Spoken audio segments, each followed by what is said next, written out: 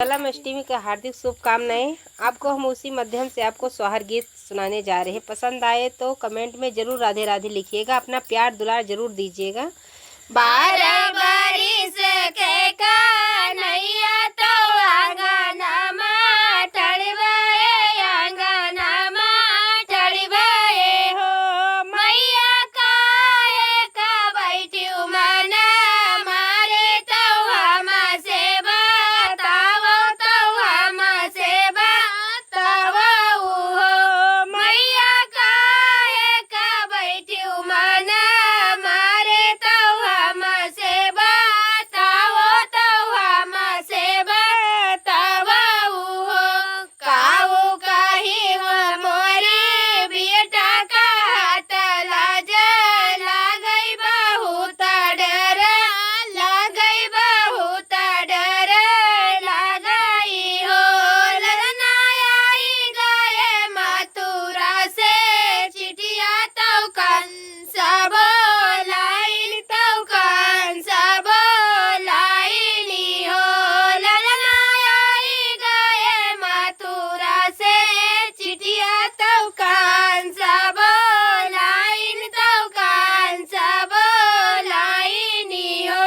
हाली हाली अंगना बारौ कलेवनानी करौ, कलेवनानी करौ हो। मैया हम तो जाबै मथुरा नगरिया, की मामा के बोलावै, की मामा जे बोलावै हो। मैया हम जाबै मथुरा नगरिया, की मामा जे बोलावै, की मामा जे बोलावै हो। यतनी वचन सुनी यशोदा तो बिलख बिलख रोवै, बिलख बिलख रोवै हो। काना कंस तो बड़ा उत्पाती, तो बहुताई पापी, तो बहुताई पापिनी हो।